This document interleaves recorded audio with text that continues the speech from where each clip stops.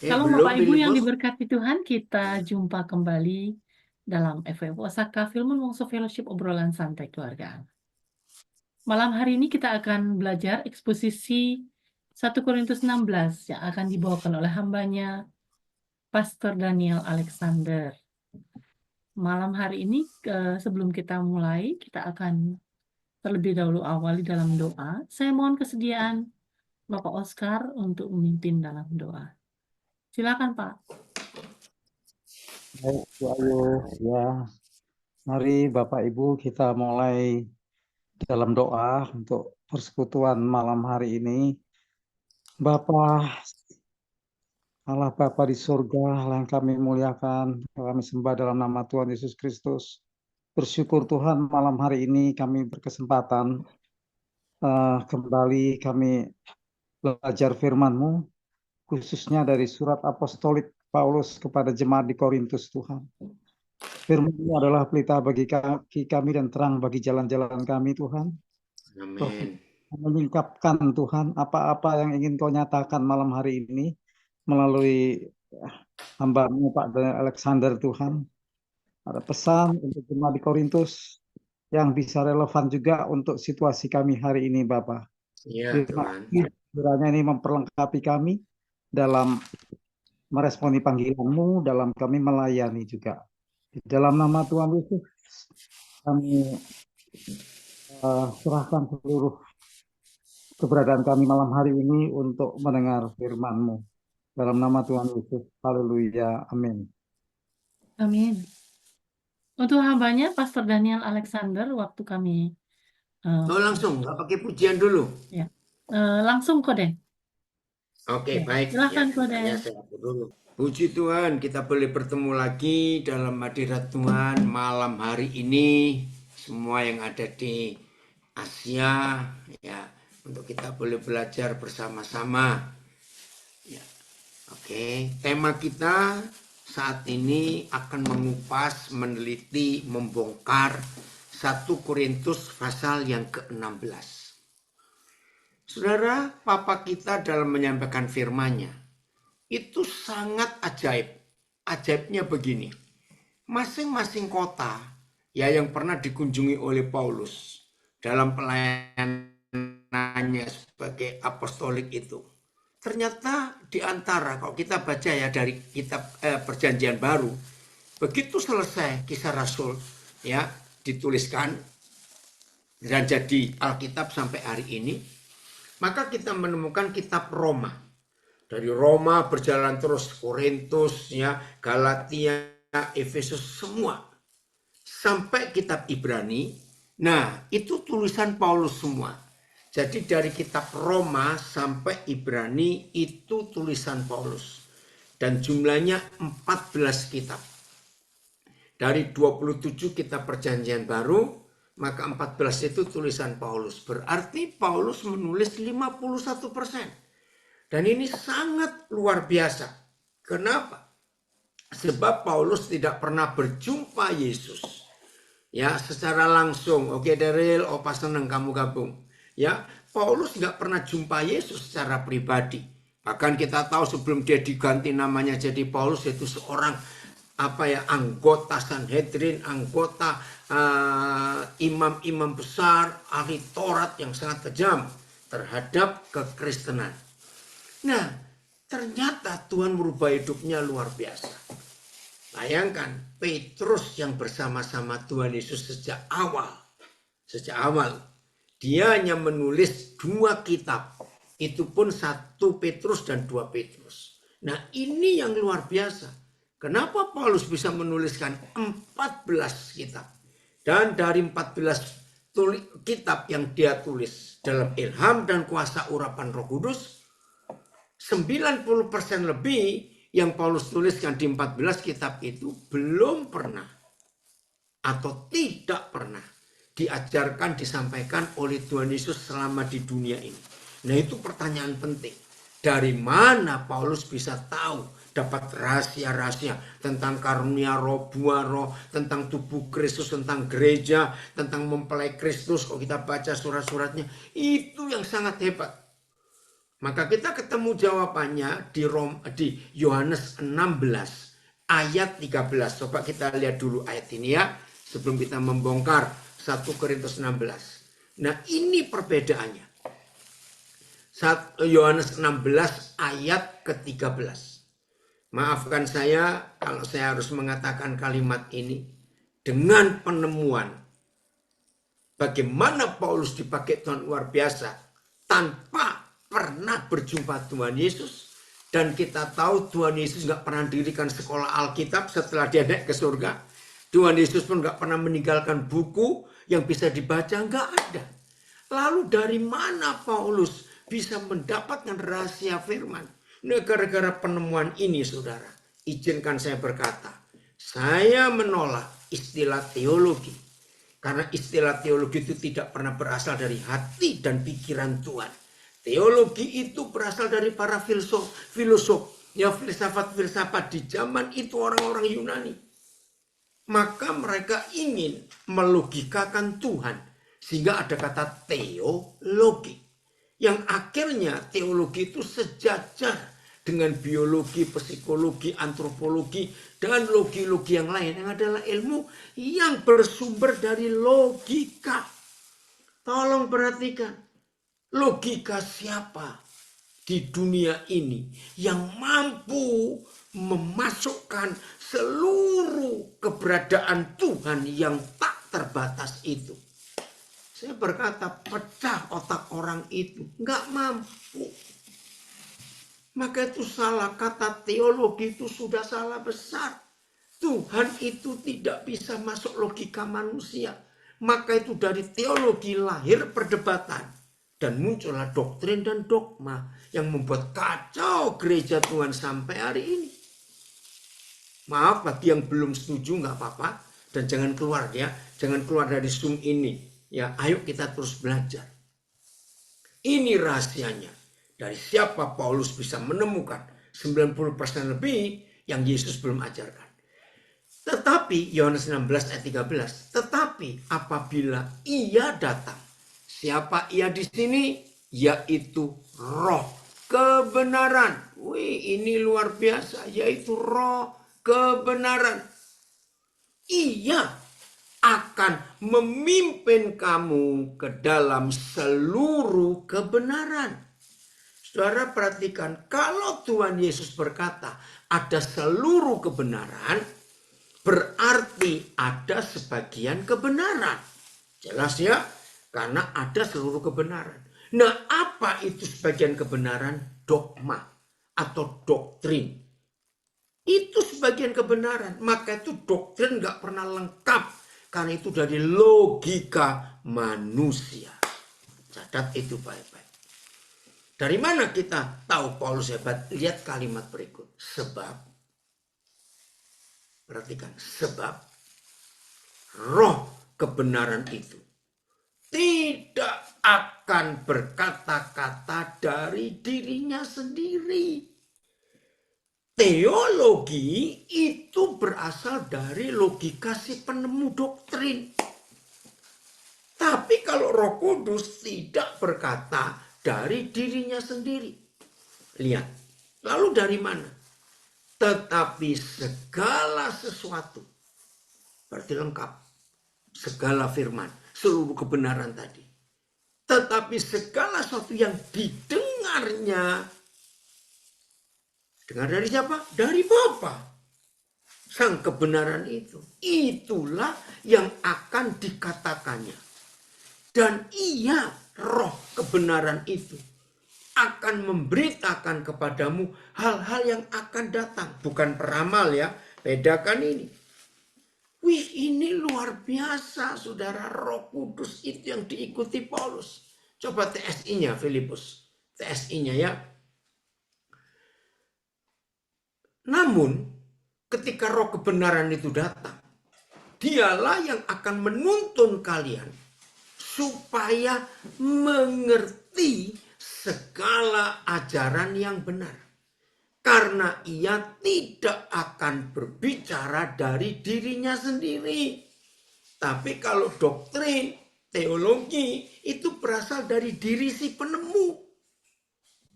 Ini berbahaya sekali. Maka itu terjadi benturan. Dengar ya saudara. Sampai hari ini kita tidak akan menemukan doktrin gereja apa saja yang tidak berasal dari Alkitab. Saya tegaskan.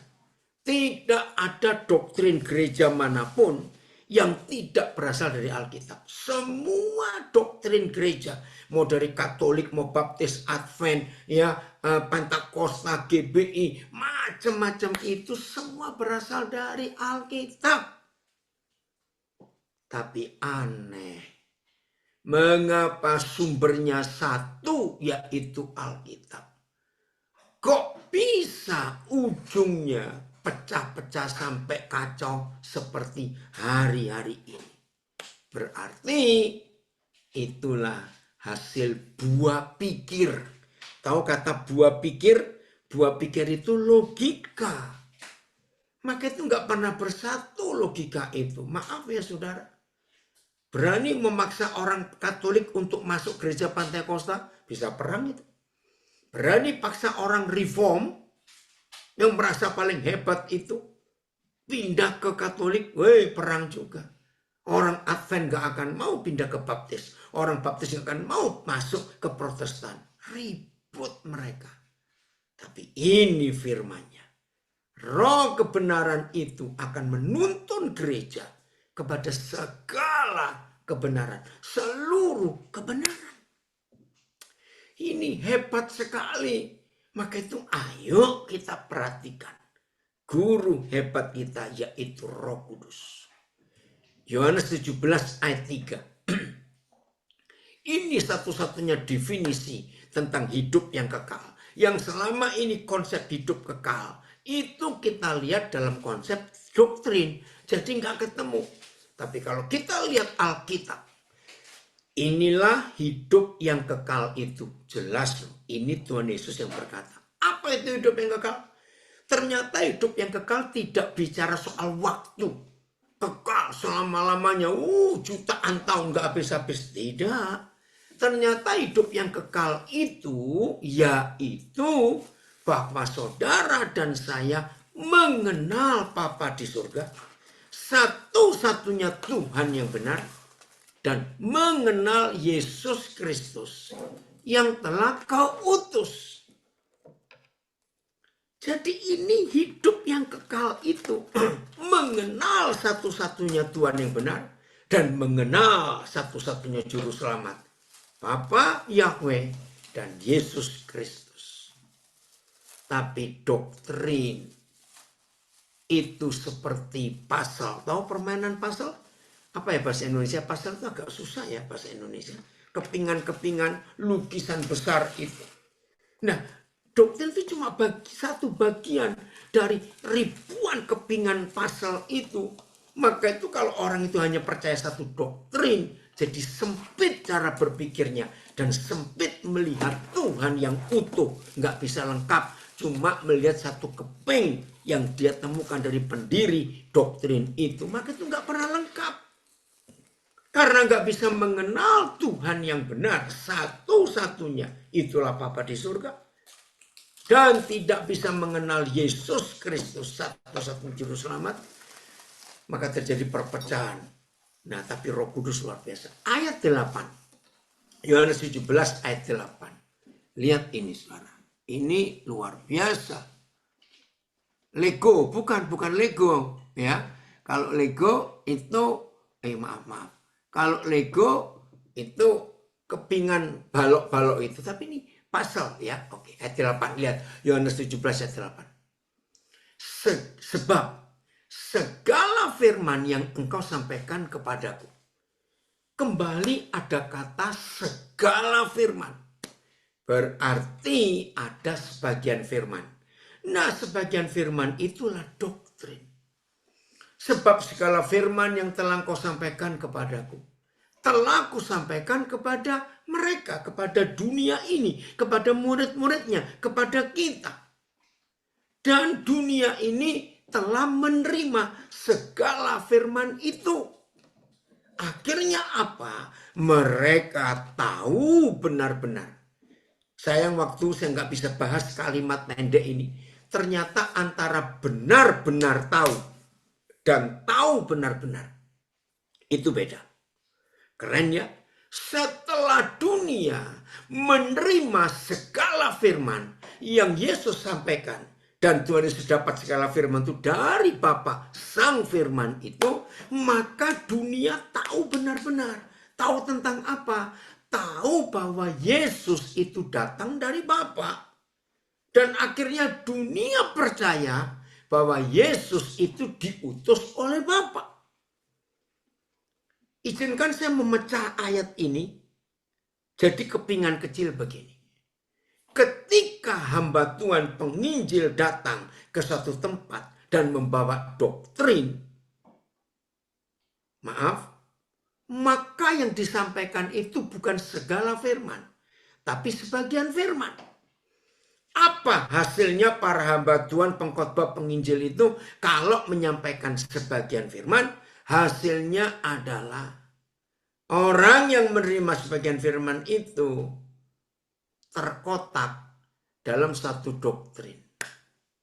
Maka itu saudara dengar kalimat ini. Setiap kali kita menceritakan tentang Tuhan Yesus dan tentang Injil yang hebat itu, lalu orang itu mengambil keputusan percaya, tiba-tiba pertanyaannya, kalau begitu saya gabung gereja mana? Wow, itu pernyataan yang menyakitkan hati Tuhan Yesus. Karena gereja dipecah-pecah dengan doktrin. Aduh, menyedihkan sekali. Ya Gus, Papa senang kamu bisa ikut gabung ini. Jadi seharusnya begitu ada orang percaya Yesus, nggak perlu tanya masuk gereja mana. Kalau segala firman itu kita sampaikan dengan utuh, lengkap, tanpa doktrin. Saya harap tidak ada yang membantah lagi. Begitu jahatnya dan sadisnya doktrin gereja yang sumbernya dari Alkitab, tapi terkotak-kotak. Ya, Yana, jigsaw puzzle yang kau tanya bahasa Indonesianya apa? Itu belum ketemu ya. Ya, oh bahasa Inggris, terus manusia memperkusut. Oh, memperkusut. Oke lah, oh mengecilkan kali ya. Nah itu terjemahannya nggak enak, memperkusut. Oke, lanjut. Karena yang disampaikan itu bukan segala firman, tapi doktrin. Maka yang mendengar sebagian firman itu nggak percaya ada Bapa yang satu dan ada juru selamat yang satu. Mengapa ketika Injil itu disampaikan dengan doktrin masing-masing gereja, akhirnya terpisah-pisah. Sehingga orang yang percaya Yesus, baru percaya Yesus itu bingung.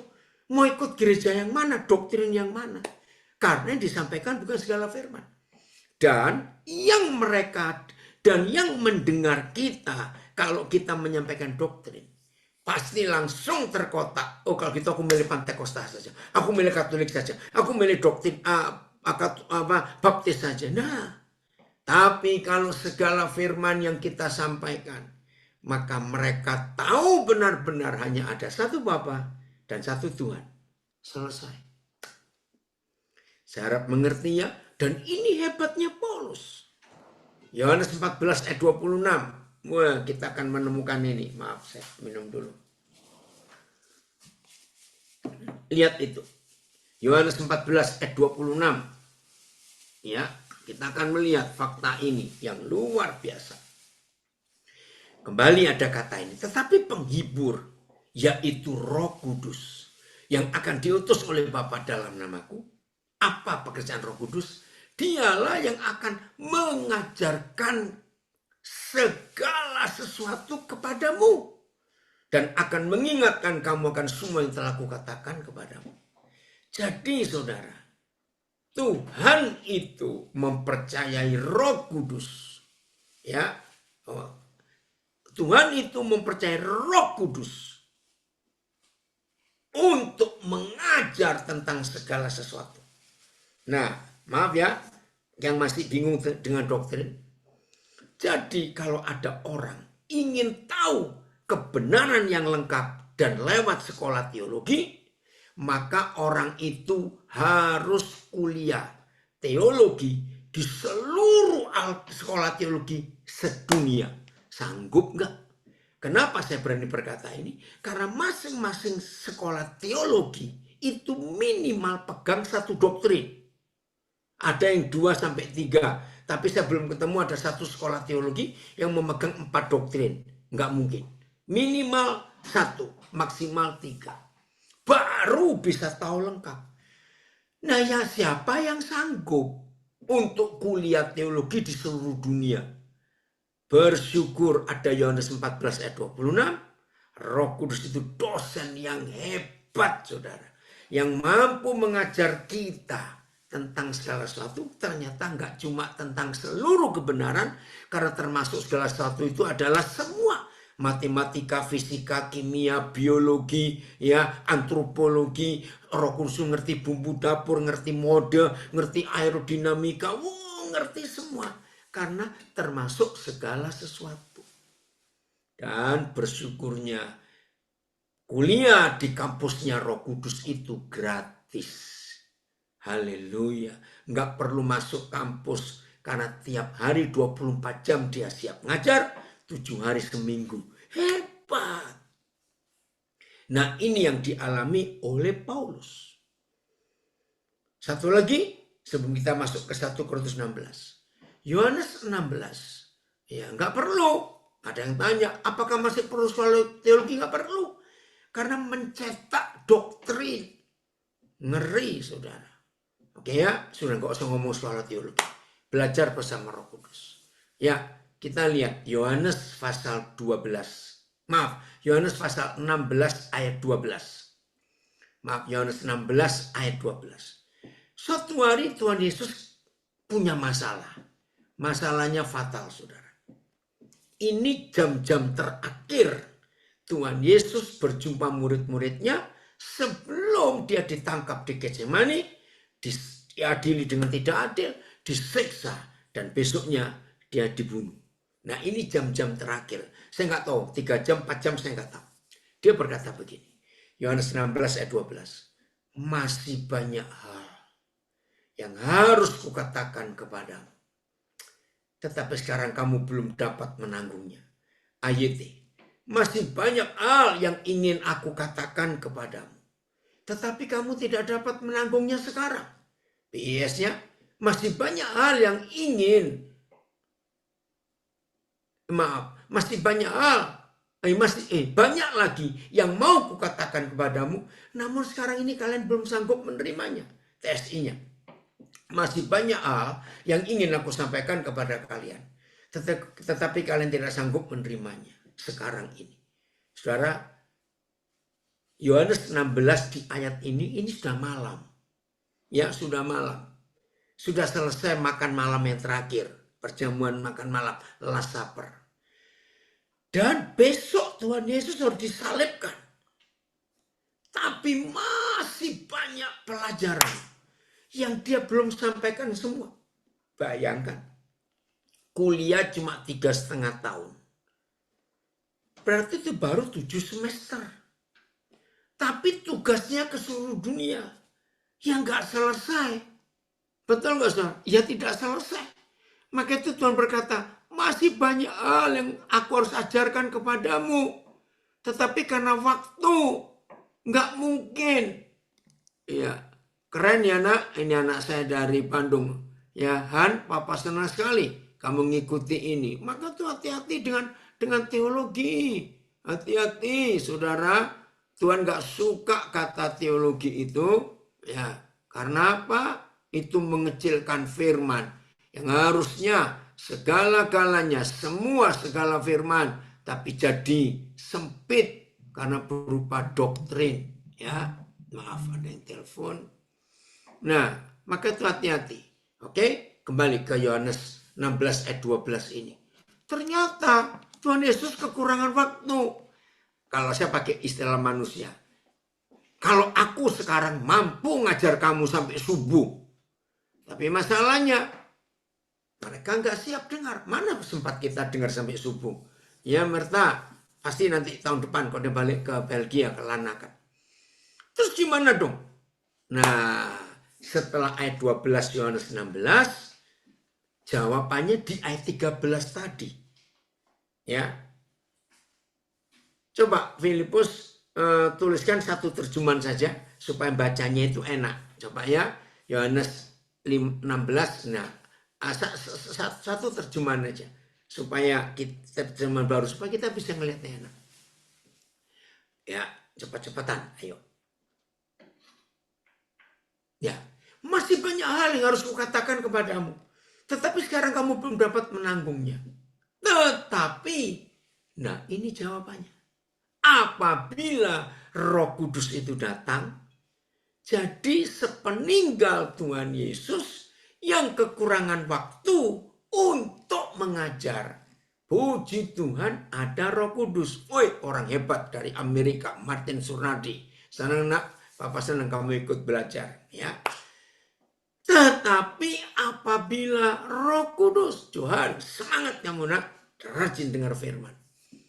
Itu tugasnya. Jadi masalah yang dihadapi Tuhan Yesus selesai karena ada Roh Kudus. Nah, setelah kita baca sekian ayat yang pertama ini, maka kita ketemu jawabannya. Dari mana Paulus bisa menemukan 90% lebih rahasia firman yang Tuhan Yesus belum sampaikan dan dia tulis menjadi 14 kitab di Perjanjian Baru?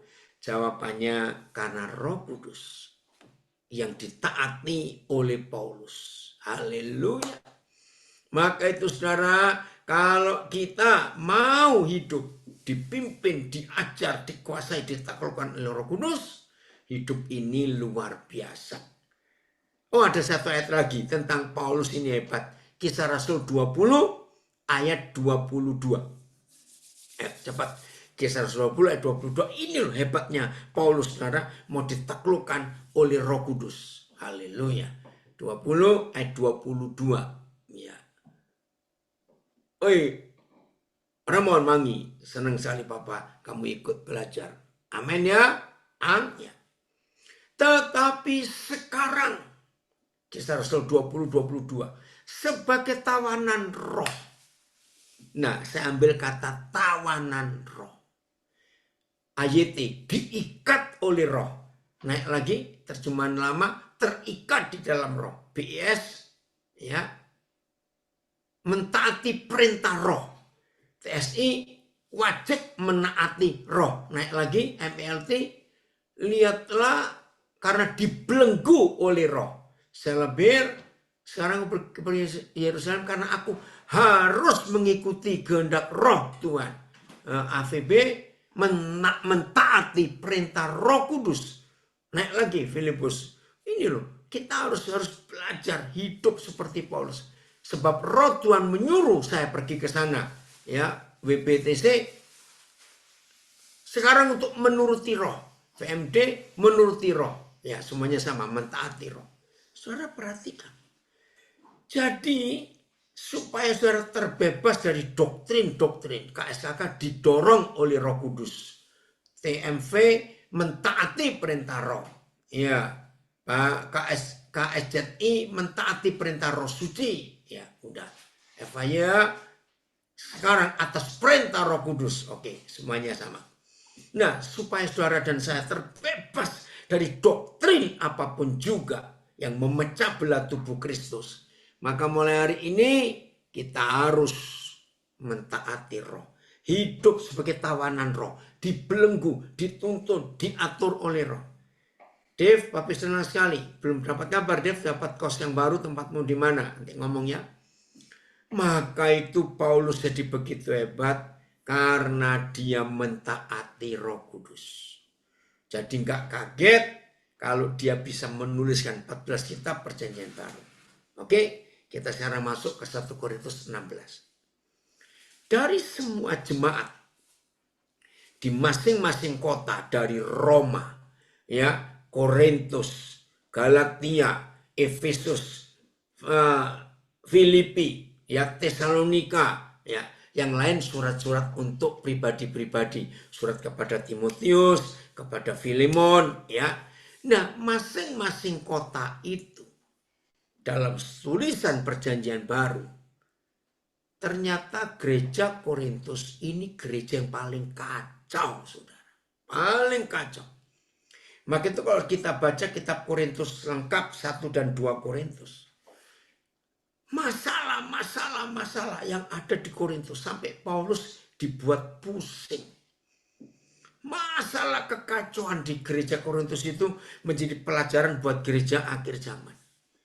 Nah, dari semua surat kepada gereja-gereja itu, maka gereja Efesus itu gereja yang paling dewasa, gereja yang paling disukai Tuhan Yesus itu gereja Efesus. Tapi kalau Korintus ini kacaunya luar biasa.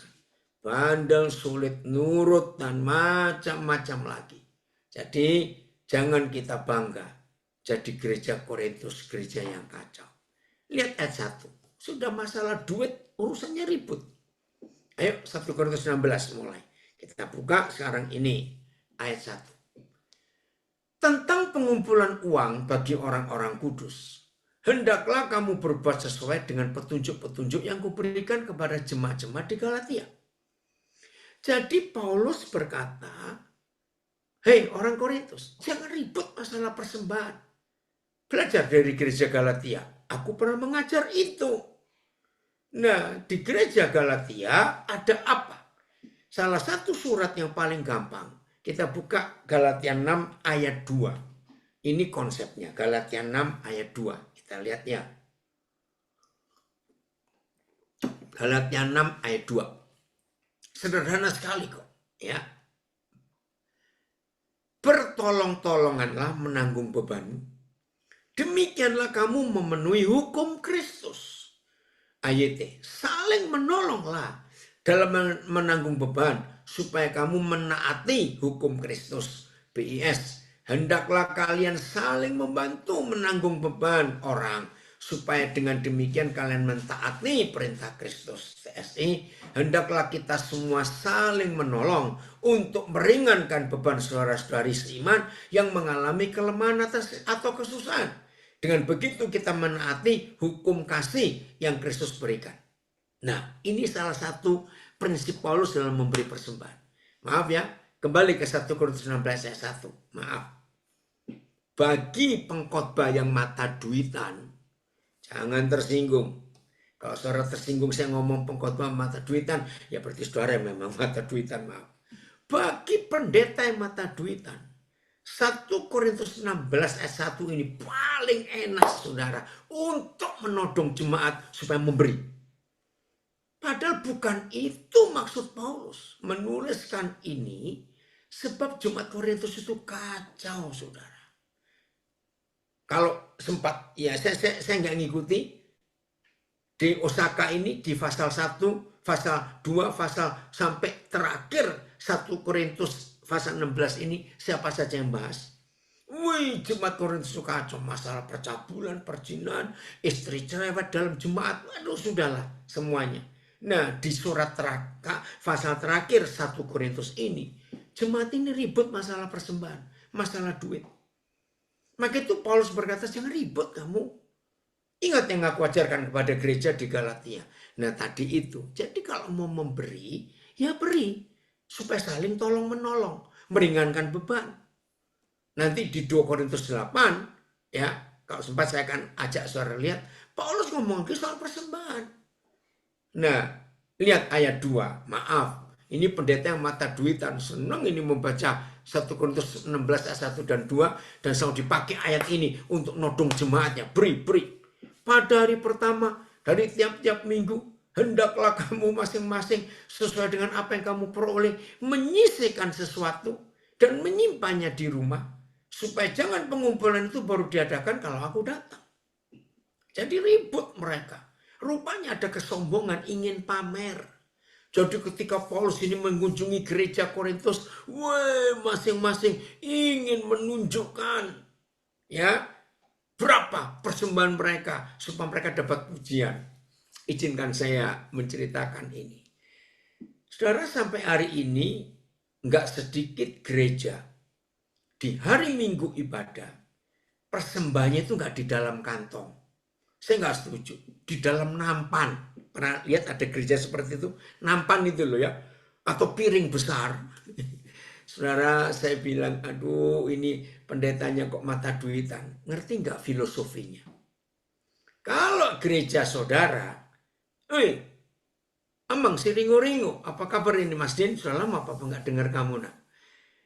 Gereja yang memberikan, yang cara persembahnya di piring yang besar, saudara tahu filosofinya supaya jemaat ngasihnya yang kelihatan besar. Halo?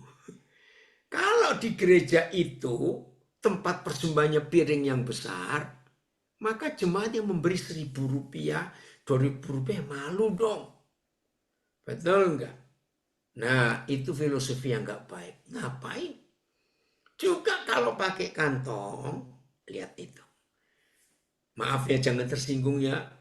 Karena saya pernah jadi gembala, jadi saya tahu. Kalau pakai kantong persembahan, maka kalau persembahannya uang kecil, maafkan saya, itu diremet-remet saudara. Sampai kelihatan, nggak kelihatan waktu masukkan. Tapi kalau yang memberi uang warna merah, yang 100 ribuan, nggak dilipet-lipet sengaja dikewer-kewer begitu, supaya orang lihat maaf. Nah, jadi maksud Tuhan lewat Paulus menuliskan ayat 1 dan 2 di 1 Korintus 16 ini bukan tentang uangnya. Woi Max, Papa senang sekali kamu ikut belajar firman. Mujizat terjadi untuk lukamu itu nak. Mujizat terjadi.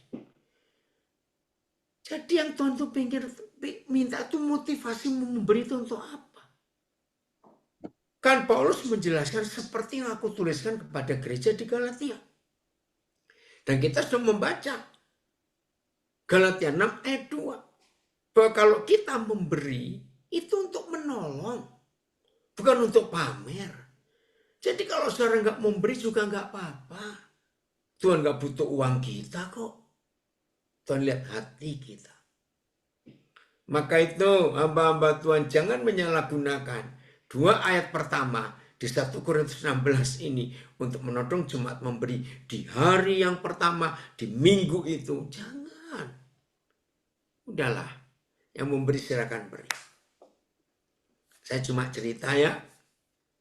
Ketika Pak Jeffrey Rahmat memulai membuat gereja GPCC yang terkenal sampai hari ini, dia diskusi dengan saya.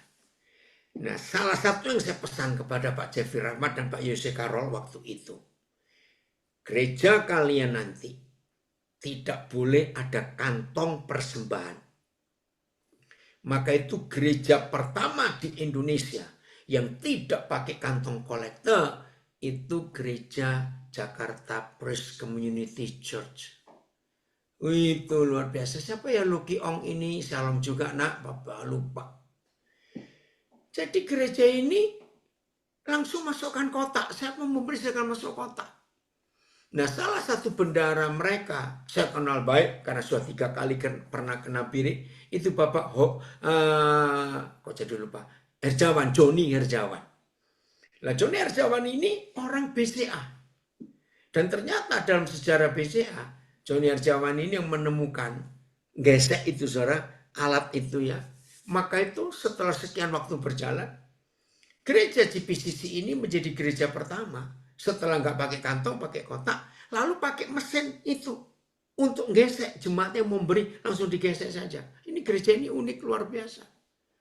Nah, ternyata gereja yang nggak pernah ditodong oleh gembalanya, oleh majelisnya, pakai kantong, pakai piring, itu jauh lebih, jemaatnya lebih memberi lebih banyak loh saudara. Maka itu ayo kita perhatikan itu baik-baik ya. Maka kita melihat betapa hebatnya Tuhan. Ya, nggak pernah menodong kita dalam hal duit, tapi rela. Ayat 3, Filipus, ayat 3, 1 Korintus 6, ayat 16, ayat 3. Sesudah aku tiba, aku akan mengutus orang-orang yang kamu anggap layak dengan surat ke Yerusalem untuk menyampaikan pemberian. Jadi waktu itu jemaat di Yerusalem ada masalah keuangan. Mereka kesulitan. Cuma nggak disebut apa kesulitannya. Lalu Paulus bilang kepada, di Bandung nak, Bapak lupa ya. Maka Paulus bilang kepada gereja Korintus, ayo kumpulkan uang, lalu kita utus orang yang kita percaya untuk bawa persembahan itu ke Yerusalem. Saudara, luar biasa Tuhan kita ini ya. Nah, jauh loh saudara, dari Korintus ke Yerusalem itu, lihat, Korintus itu ada di Yunani ya. Ini ada di Israel, jauh sekali. Maka itu diutus ya. Terus ayat 4. Kalau ternyata penting, aku juga pergi. Maka mereka akan pergi bersama-sama dengan aku. Jadi Paulus mempertimbangkan, kalau itu memang penting, ya udah aku juga ikut berangkat membawa persembahan itu. Luar biasa.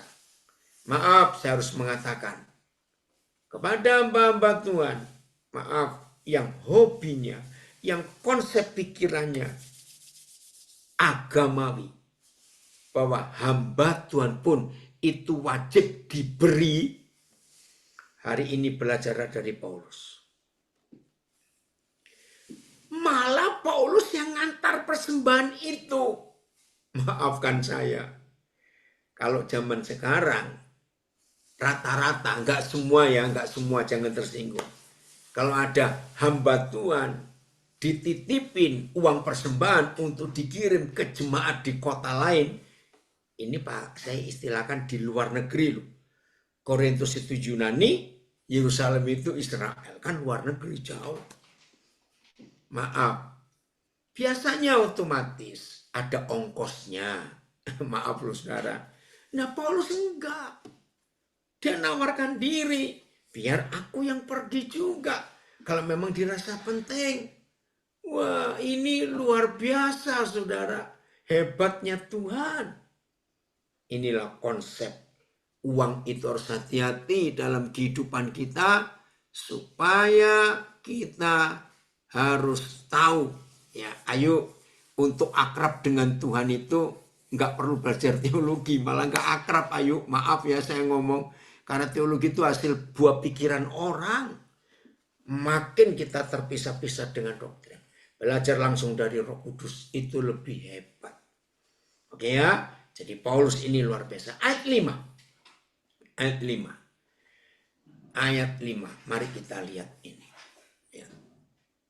Aku akan datang kepadamu sesudah aku melintasi Makedonia. Makedonia itu perbatasan antara Eropa dan Asia. Sebab aku akan melintasi Makedonia. Dan di Korintus mungkin aku akan tinggal beberapa lamanya dengan kamu. Atau mungkin aku akan tinggal selama musim dingin, sehingga kamu dapat menolong aku untuk melanjutkan perjalananku. Luar biasa Paulus. Ya, kalau musim dingin di daerah Eropa, saudara, apalagi kalau winternya ganas sekali, sulit melakukan perjalanan. Jadi Paulus mau tinggal lebih lama di Korintus, ya, sehingga jemaat Korintus bisa membantu menolong dia apa yang diperlukan untuk perjalanan. Terus, tapi ini alasan yang luar biasa. Sebab ayat 7 ya, sebab sekarang aku tidak mau melihat kamu hanya sepintas selalu saja, sekedar lewat, nggak mau. Aku harap dapat tinggal agak lama dengan kamu jika diperkenankan Yahweh. Jadi Paulus ingin punya waktu lebih lama dengan jemaat Korintus. Karena apa? Karena dia ingin lebih kenal lagi orang Korintus itu. Irina, maaf dan lupa ini siapa. Ya. Jadi ada fellowship, ada persekutuan yang akrab antara Paulus dengan jemaat Korintus. Dan ini sungguh luar biasa. Ya, jelas ya, Chris, senang sekali Bapak kamu hadir. Ayat 8, nah ada masalah. Tetapi aku akan tinggal di Efesus sampai hari raya Pentakosta. Nah, saudara, Efesus itu di Turki, dekat dengan Makedonia, enggak jauh dengan Makedonia Efesus itu ya. Sebab di Efesus, kata Paulus, banyak kesempatan bagiku untuk mengerjakan pekerjaan yang besar dan penting. Sekalipun ada banyak penentang. Nah, saudara, 7 gereja yang disurati oleh Roh Kudus di kitab Wahyu pasal 2 dan pasal 3 itu adanya di Turki sekarang ini. Nah, dari 7 gereja itu, Efesus ini kota yang paling metropolitan, kota yang paling ramai, kota yang paling banyak perdagangan. Maka itu Paulus mau tinggal lebih lama di sana karena ada pekerjaan besar dan penting. Tapi ada banyak penentang. Sebab di kota Efesus itu filosof-filosof, orang-orang ahli filsafat yang suka bertentangan itu, jadi 100% sumber gereja zaman itu mendirikan sekolah teologi karena mereka ingin mengimbangi filosof-filosof, ahli-ahli filsafat yang ada di Yunani, termasuk di Efesus ini. Maka itu Paulus berkata ada banyak penentang di situ. Siapa penentangnya? Ya orang-orang beragama, para filosof-filosof yang merasa hikmat filsafatnya itu. Maka itu di kitab Efesus saudara baca, Paulus menentang filsafat-filsafat itu, filosof-filosof itu. Nah, ini hati-hatinya. Jadi 100% semua teologi itu berasal dari buah pikiran, buah logika orang-orang Yunani, orang-orang Efesus ini. Ada banyak penentang, tapi Paulus tetap ada di situ untuk jadi berkat. Ya, banyak pekerjaan penting yang besar yang dia ada di situ. Ayat 10 kita lihat, ayat 10. Jika Timotius datang kepadamu, wah ini murid kesayangan Paulus ini.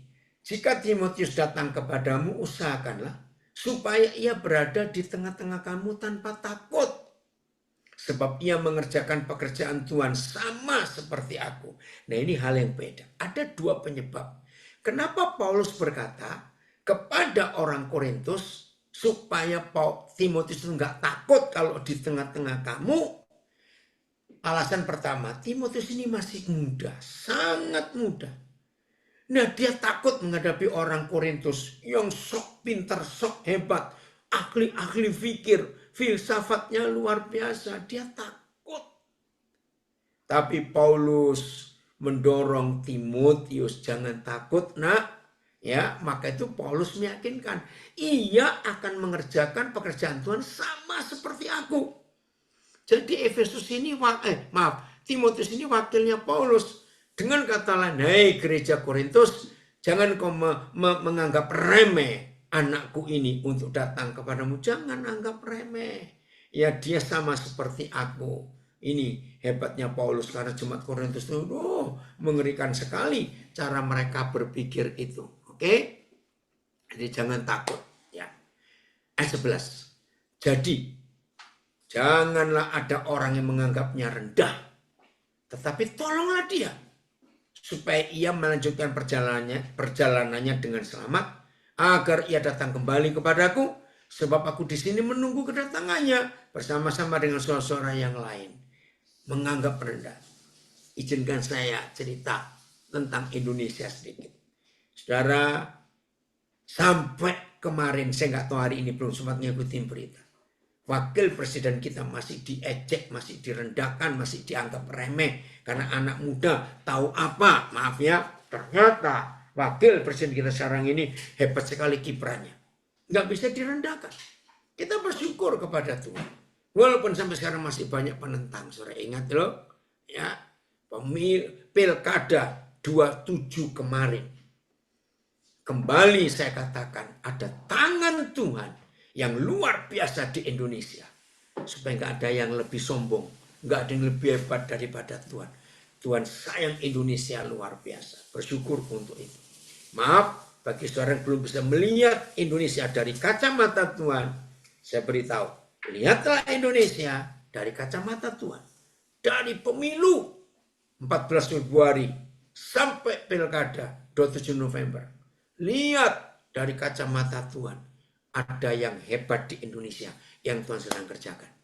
Supaya saudara tahu bagaimana melihat Indonesia. Jadi Paulus ini sangat membutuhkan Timotius. Ya, dalam sejarah gereja perjanjian baru, Timotius adalah hamba Tuhan, gembala, rasul yang termuda. Ternyata dia takut ke Korintus karena lihat modelnya orang Korintus yang seperti itu. Ayat berikut, ayat berapa tadi Paulus? Filipus, lupa Papi. Ayat berapa itu? Oh, ayat 12 ya. Nah, tentang saudara Apolos. Nah, ini muridnya Paulus lagi. Salah satu murid Paulus namanya Apolos. Tentang saudara Apolos. Telah berulang-ulang aku mendesaknya untuk bersama-sama dengan saudara-saudara lain mengunjungi kamu. Tetapi ia sama sekali tidak mau datang sekarang. Kalau ada kesempatan baik nanti, ia akan datang. Apolos saja takut ke gereja Korintus. Karena orangnya masih duniawi, masih pakai logika. Aduh, repot sekali. Tapi Paulus ini mentor yang hebat, ya, kakak pembimbing yang hebat, mendorong murid-muridnya untuk berani supaya belajar juga di gereja Korintus walaupun aneh-aneh orangnya itu. Ayat 13. Berjaga-jagalah, berdirilah dengan teguh dalam iman, bersikaplah sebagai laki-laki dan tetap kuat. Nah, ayat ini pertama ditujukan kepada Timotius dan Apolos. Karena mereka ketakutan menghadapi orang-orang Korintus itu yang duniawi sekali. Nah, saudara, tapi ini bukan untuk kita. Ya, yang perempuan jangan tersinggung loh kalau dikatakan bersikaplah sebagai laki-laki. Coba ayat 13 kita lihat beberapa terjemahan. Filipus, Darren, papa senang sekali kamu ikut gabung saat ini ya, belajar. Nah, ayat ini, berhati-hatilah, berdirilah teguh dalam iman, bertindaklah seperti laki-laki dan jadilah kuat. PS, hendaklah kalian waspada dan teguh dalam hidupmu sebagai orang Kristen. Bertindaklah dengan berani dan jadilah kuat. Enggak ada kata laki-laki kalau PS. TSI, waspadalah. Teruslah percaya penuh kepada Kristus. Berjuanglah dengan berani demi Yesus dan tetaplah berpegang kepada Dia. Juga enggak ada laki-laki. Tapi MLT ada. Berjaga-jagalah. Berdirilah teguh di dalam iman. Bertindaklah seperti pria. Jadilah kuat. Jadi maaf ya yang wanita jangan tersinggung. Ya, karena Deborah juga bisa bersifat seperti laki-laki. Begitu Deborah sebagai hakim perempuan satu-satunya dalam kitab Hakim-Hakim. Saudara, di zaman seperti ini kita berani berdiri teguh. Ya, kalau saudara terakhir ini 3 tahun terakhir ini ya setelah COVID, maka kita sering mendengar kata apologet. Pernah dengar kata apologet? Itu dari bahasa Yunani, artinya ilmu yang mempertahankan fakta. Dan dalam ilmunya disebut apologetika. Ilmu yang mempertahankan fakta. Dan di antara apologet di Indonesia ada satu yang muda. Saya belum kenal dia. Tapi kalau saya ngikutin luar biasa anak muda. Saya ingin tahu tuh dia belajarnya kok bisa begitu hebat. Apologet dunia yang paling terkenal namanya Christian Prince. Ya, itu ya. Orang ini misterius, nggak tahu tinggal di mana, warga negara apa. Tapi Christian Prince ini membuat jungkir balik ya orang-orang yang merasa dirinya beragama paling hebat. Nah, saudara, Tuhan ingin saudara dan saya laki maupun perempuan jangan takut berdiri di dalam kebenaran. Coba buka lagi ayat 13 ini Filipus. Ya, lihat, jangan takut. Kita berdiri di dalam kebenaran. Berjaga-jagalah. Berdirilah dengan teguh dalam iman.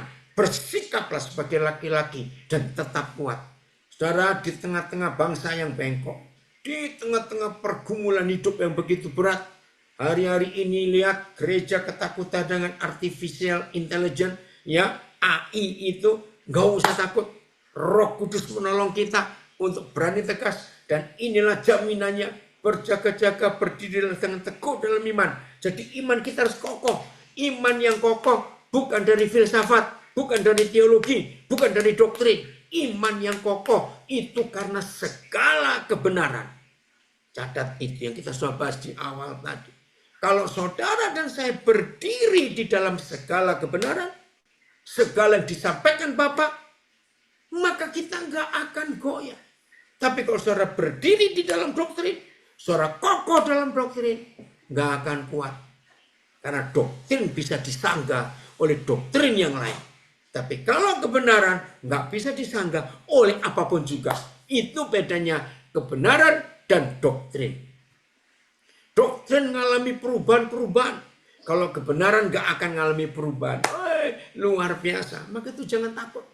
Ayat 14. Lakukanlah segala pekerjaanmu dalam kasih. Maaf saudara. Di dalam doktrin tidak ada kasih. Jangan tersinggung dulu. Kenapa saya berani berkata di dalam doktrin gak ada kasih? Karena di dalam doktrin itu ada perdebatan dan pembelaan. Doktrinku paling benar. Kamu yang salah. Maka itu kalau kamu gak ikut doktrinku, aku gak bisa sehati dengan kamu. Mana kasihnya? Kalau mengkotak-kotakkan. Betul ya? Gak ada kasih. Tapi lakukanlah segala pekerjaan kita dalam kasih. Dan kasih itu cuma satu. Bapa di surga. Dan diwujudkan dalam seluruh kebenaran. Itulah Alkitab. Hebat sekali.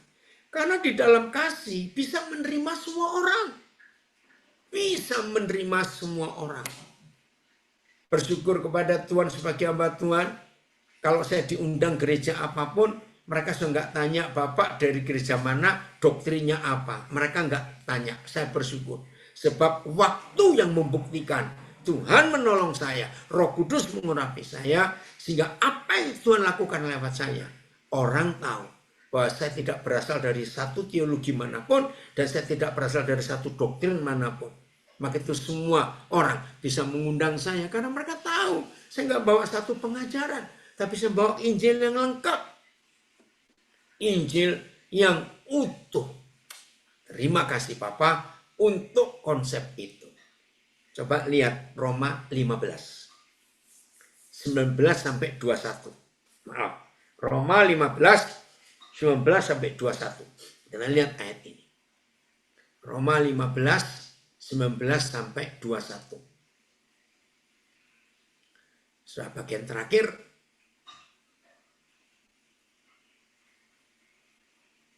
Oh, oke, mulai 17, maaf, mulai 17. Nah inilah Injil yang benar itu. Jadi, tunggu. Mulai 16, maaf ya, supaya lengkap, maaf, 16.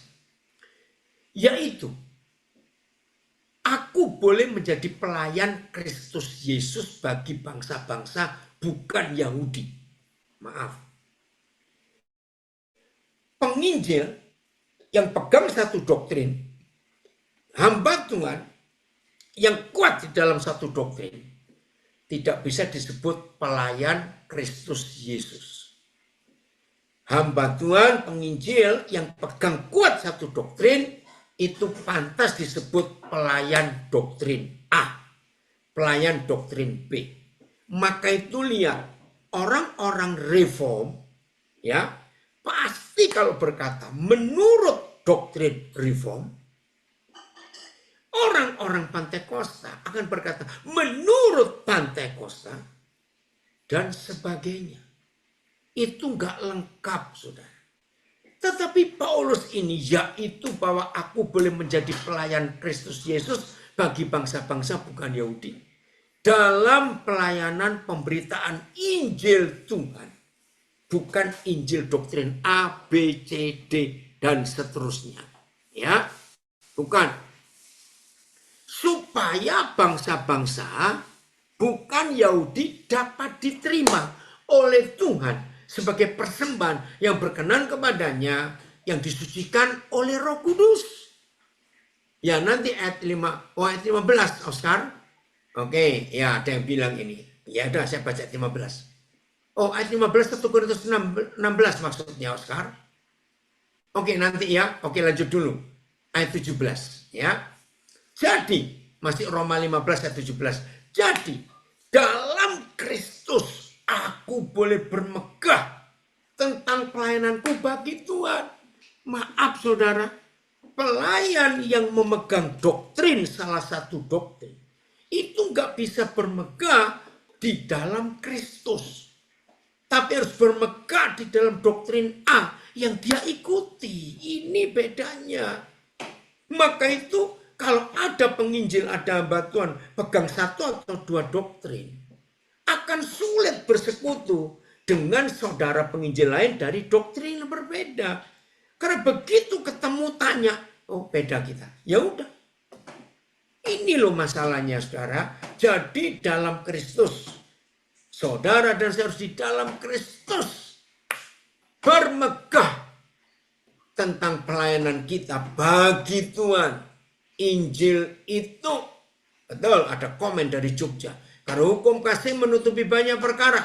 Di dalam doktrin sama sekali tidak ada kasih. Yang ada pemaksaan kehendak si empunya doktrin. Betul, makasih Jen. Ayat 18. Sebab aku tidak akan berani berkata-kata tentang sesuatu yang lain. Kecuali tentang apa yang telah dikerjakan Kristus olehku.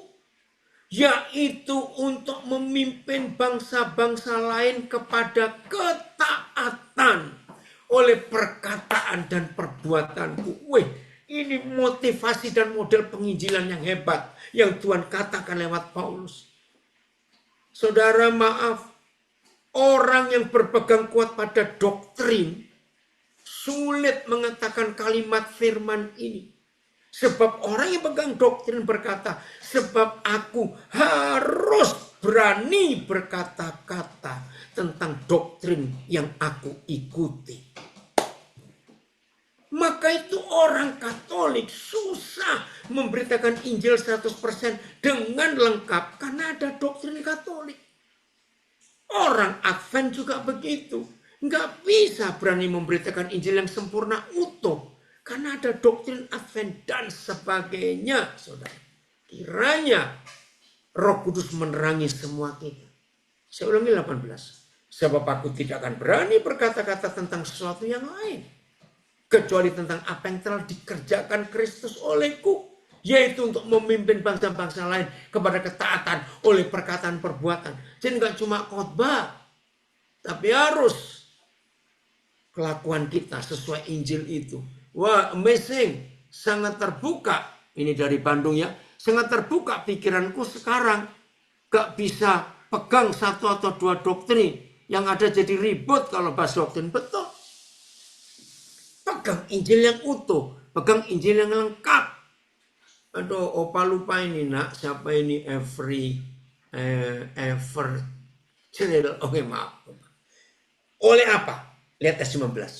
Oleh kuasa, tanda-tanda, dan mujizat-mujizat yang dikerjakan oleh Roh. Begitu dahsyatnya keyakinan Paulus ini. Demikianlah dalam perjalanan keliling dari Yerusalem sampai ke Illyricum, aku telah memberitakan sepenuhnya Injil Kristus.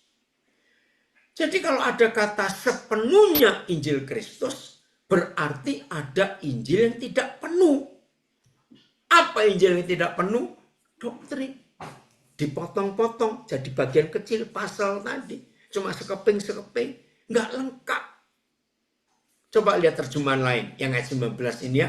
Baru selesai nanti ayat 21-nya. Melalui kuasa tanda-tanda ajaib dan mujizat-mujizat. Melalui kuasa Roh Tuhan. Sehingga dari kota Yerusalem dan sampai ke seluruh Illyricum.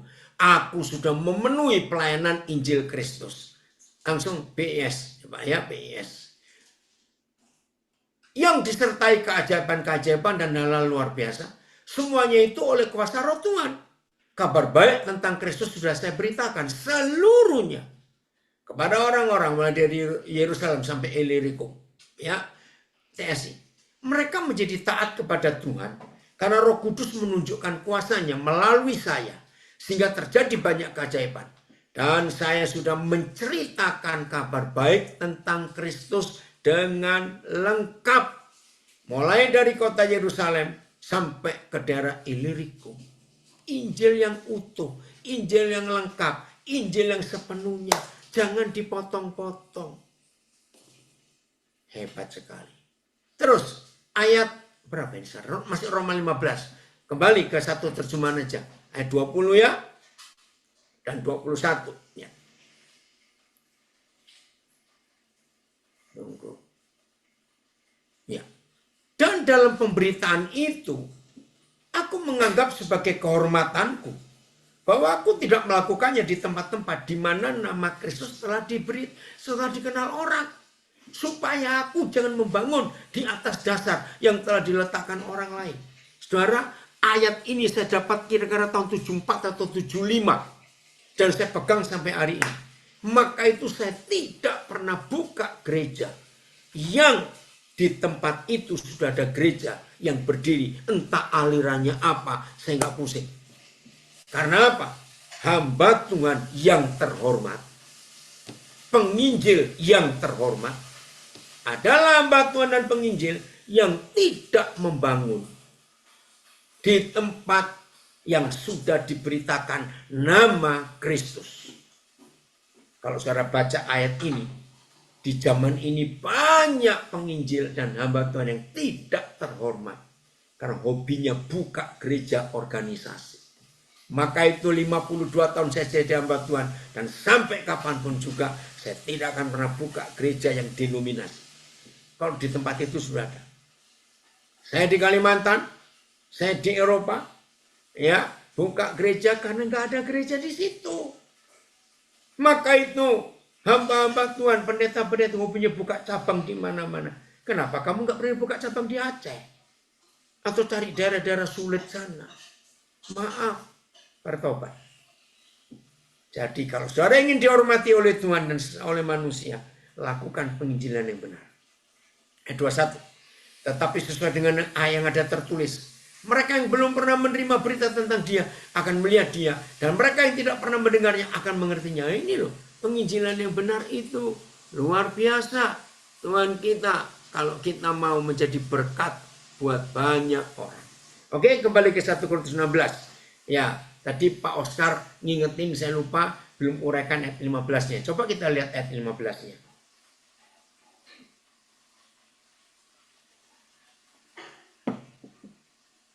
Ini ayat 16 ya, pasal 16 ya.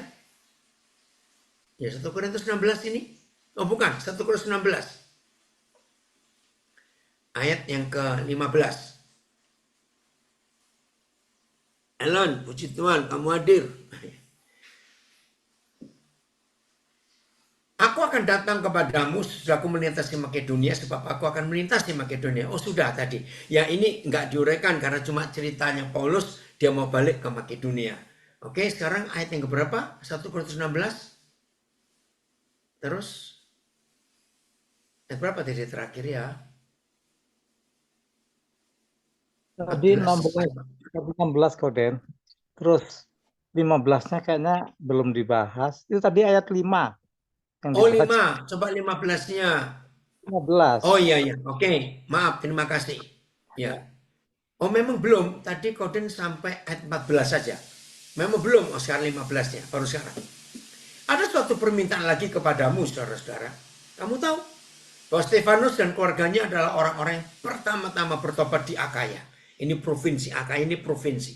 Dan bahwa mereka telah mengabdikan diri kepada pelayanan orang-orang kudus. Artinya, di semua tempat yang baru Injil diberitakan, sangat diperlukan keluarga-keluarga seperti Stefanus ini. Dan ini bukan Stefanus yang jadi martir pertama ya, bukan. Nah ini nanti kita akan ketemu ada suami istri namanya Aquila dan Priscilla. Nanti kita akan ketemu itu. Nah ini keluarga Stefanus ini luar biasa. Seperti Lydia. Kontak person ya, orang kontak pertama kali Injil masuk Eropa. Kalau saudara lihat Kisah Rasul 16, maka Tuhan menyebut nama Lydia. Seorang wanita pengusaha yang sangat kaya. Nah, jadi ini kontaknya. Ternyata di provinsi Akaya, Paulus sempat melayani keluarga Stefanus dan mereka jadi pusatnya Injil dan jadi sponsornya Injil. Nah, di banyak kota dicari orang-orang seperti itu. Ayat 16. Karena itu, taatilah orang-orang yang demikian. Seperti Stefanus. Dan setiap orang yang turut bekerja dan berjerih payah. Haleluya. Kita harus nurutin itu. Ini orang-orang yang hebat sekali. Dan diperlukan di banyak kota orang-orang seperti keluarga Stefanus itu.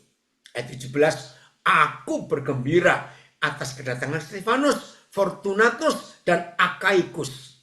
Akaikusnya. Ini nama-nama sulit. Karena mereka melengkapi apa yang masih kurang padamu. Ayo saudara-saudara, di mana saja, apalagi kita punya fasilitas, rumah besar, punya kendaraan, punya uang, punya apa saja. Ayo kita pakai fasilitas yang Tuhan berikan kepada kita untuk pemberitaan Injil, meluaskan kerajaan surga ada di mana-mana. Karena mereka menyegarkan rohku dan roh kamu. Hargailah orang-orang yang demikian.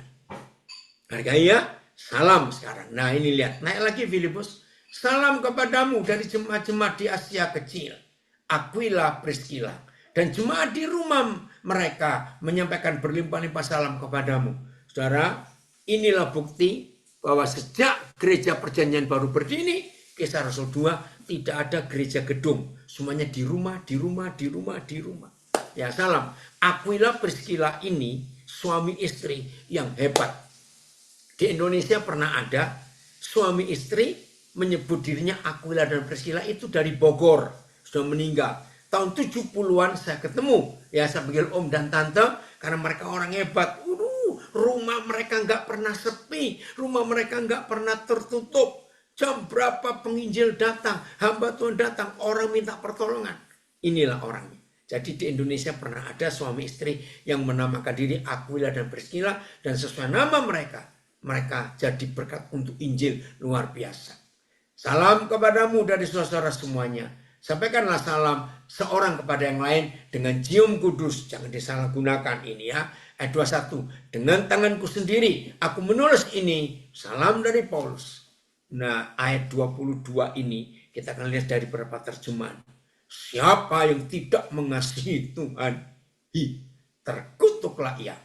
Maranatha. Dan inilah kata yang pertama disebut Maranatha. Ayete. Jika ada orang yang tidak mengasihi Tuhan, terkutuklah dia. Oh Tuhan, datanglah. Memang Maranatha itu artinya Tuhan segera datang. Ayat sudah BIS. Orang yang tidak mengasihi Tuhan, biarlah ia terkutuk. Maranatha, Tuhan kami datanglah. TSI, biarlah semua orang yang tidak mengasihi penguasa, yang tidak mengasihi penguasa kita, Kristus Yesus, menerima hukuman berat daripadanya. Datanglah ya Tuhan Yesus. Jadi ayo, kalau kita sudah mempelajari 1 Korintus 16, kuncinya ayo semua kita mengasihi Tuhan Yesus. Arti mengasihi adalah mentaati. Arti mentaati adalah mengikuti semua perintah Tuhan. Haleluya. Yesus segera datang. Tuhan memberkati kita semuanya. Puji Tuhan untuk waktu yang manis yang Tuhan berikan kepada kita ini ya. Terus belajar firman, supaya Tuhan dipermuliakan dan Injil diberitakan kemana saja. Shalom, Tuhan memberkati. Di Facebook ada, gimana kalau ada pendeta atau gembala buka cabang gereja tapi di kantong Kristen? Alasnya Tuhan yang suruh buka gereja di sana. Maaf, itu bukan Tuhan Yesus yang nyuruh, Tuhannya sendiri. Karena kalau sudah ada gereja terus ngambil jemaat orang, nggak tahu malu, saudara. Oke, maka itu sampai hari ini data di Indonesia di Kementerian Agama, jumlah orang Kristen baru hampir tidak ada. Tapi jumlah gereja baru makin banyak. Artinya cuma pindah-pindah saja. Oke ya. Oke, ayo silakan lanjut. Bagaimana? Baik. Terima kasih, Koden, yang sudah menyampaikan firman Tuhan. Sama-sama. Ya. Baik, benar. Bu Dokter Luisa, semakin lengkap sudah pemahaman yang kita dapat ya. Saya mohon kesediaan Bu Dokter untuk menutup dalam doa. Silakan. Oh, baik.